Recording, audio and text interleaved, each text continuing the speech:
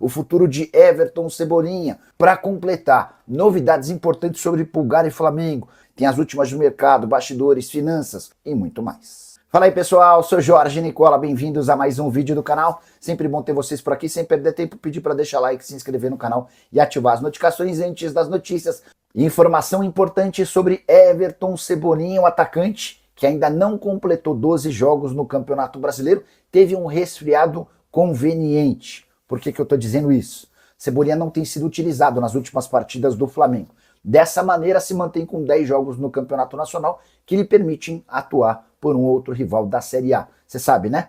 Um atleta que fez até 12 jogos no Brasileirão ainda pode se mudar para outro clube. Fez a 13ª partida e isso está impossibilitado. Cebolinha não disputou os 2 últimos jogos, contra a Vitória e também contra o Cruzeiro, e também deve ficar de fora diante do Mirassol. Um quadro gripal o impediu de treinar ao longo da semana. Cebolinha que não joga desde 26 de junho, no empate em 1-1 do Flamengo contra o São Paulo. Na oportunidade foram 13 minutos em campo. É importante registrar ainda que o Cebolinha tem hoje como seu grande problema a questão salarial. Ele tem contrato com o Flamengo até dezembro, e para sair agora, haveria necessidade de uma compensação financeira para o Fla. Pro Cebolinha talvez seja mais negócio esperar até dezembro, porque ao invés de o Flamengo receber essa compensação financeira, quem ganha o dinheiro é o Cebolinha. O problema é que ele ganha R$1,5 milhão por mês hoje, e o Cebolinha ainda quer uma compensação, um pagamento de luvas, que levariam esse custo para mais de R$2 milhões mensais. Temporada de 23 jogos, 3 gols e uma assistência. A pergunta que eu deixo para você, Cebolinha vale R$2 milhões por mês? Se você fosse o dirigente do seu time do coração e pudesse contratar o Cebolinha de graça, até quanto você toparia gastar? Já usa o espaço para comentário e registra a sua opinião, beleza? Novidades sobre Eric Pulgar e o Flamengo. O volante chileno aguarda uma resposta do Fla até o fim da próxima semana, para você entender o contexto.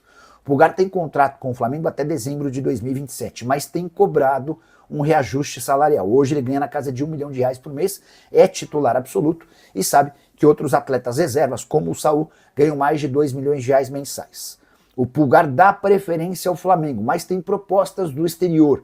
E a multa rescisória do contrato dele com o Flamengo passou a ser de apenas 4 milhões de euros nessa janela de transferências. O Neon da Arábia Saudita, além do Mônaco, da França, seriam 2 alternativas para o atleta. O que o Pulgar fez? Procurou os dirigentes do Flamengo e disse, ou vocês me respondem a respeito do meu pedido de aumento salarial até o fim da próxima semana, ou vou acabar aceitando uma das ofertas de fora. Volante de 32 anos de idade, da seleção do seu país, super adaptado ao Flamengo, mas que entende merecer um reajuste salarial.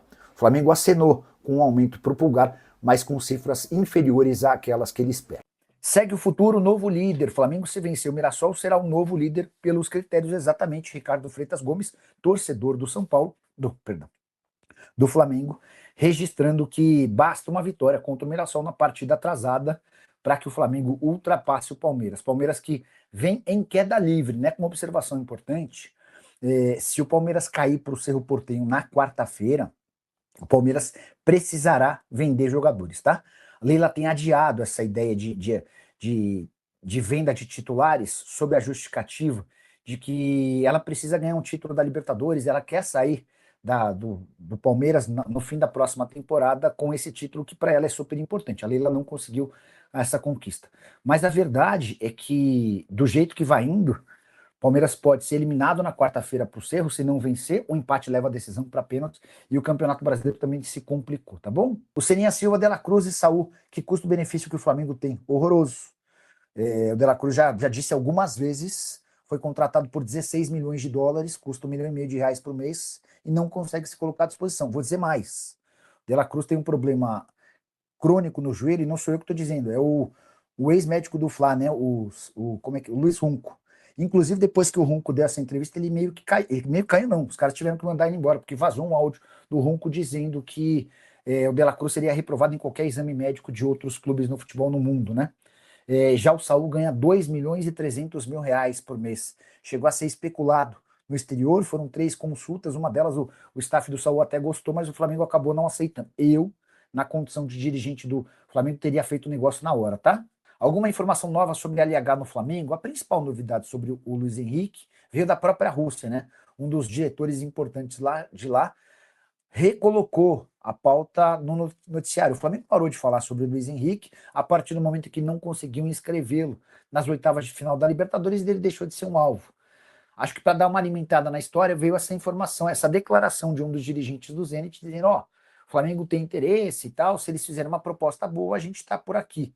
Me pareceu aquele olhinho que você manda quando tá solteiro para uma menina que em algum momento você conversou, mas que não avançou. Você manda o olhinho para saber como é que tá, para ver se como é que vem essa resposta, né? E o que eu tenho contado para vocês é que se o Flamengo avançar contra o Cruzeiro, jogo na quarta-feira, eu acho até que pode pintar alguma coisa, eu acho até que pode vir a ter alguma reviravolta. Mas só nesse caso, se não, se o Flamengo cair diante do Cruzeiro e tiver só o Campeonato Brasileiro para disputar, enfim, mas daí pode ter o outro lado também, né? Ó, não tem mais nada, só o Campeonato Brasileiro, mas eu preciso dar uma resposta para a torcida, que tá bravo com as eliminações na Copa do Brasil por Vitória e contra o Cruzeiro na Libertadores. Então vou trazer um jogador para acalmar os ânimos, né? Acontece isso com alguma frequência também, assim como acontece em vazamentos de notícia. Essa do Jamie Vardy, imagino que tenha saído do São Paulo e saiu com a intenção de mascarar mais um tropeço do São Paulo contra o Curitiba. Boa noite, Nicola. Beleza? Essa história de que o Flamengo só vai contratar jogadores só depois do jogo contra o Cruzeiro na Liberta, notícia de quem sai e quem pode chegar. Bora explicar essa história, Raimundo. Por que o Flamengo vai esperar? Restam 3 dias para o jogo, né? Segunda, terça e quarta. E tem uma explicação meio lógica para isso. Se o Cruzeiro for eliminado, se o Flamengo for eliminado pelo Cruzeiro, vai sobrar para o Flamengo uma única competição, o Campeonato Brasileiro. E o elenco do Flamengo para um torneio só é mais do que suficiente, né? Se o Flamengo seguir vivo na Libertadores, imagino que seja mais simples pensar em outros reforços, tá?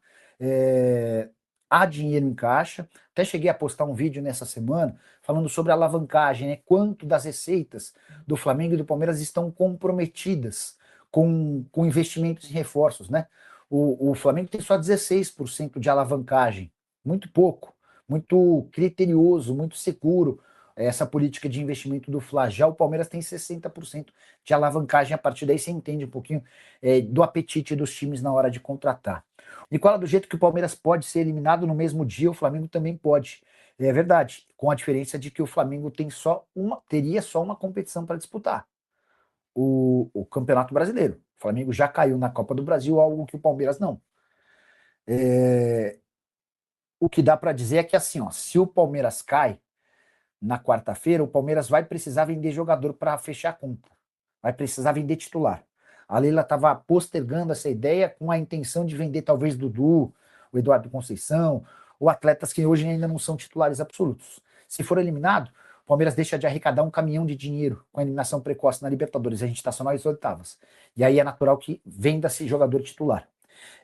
Já no caso do Flamengo, não. Se for eliminado, aí eu imagino uma caça às bruxas.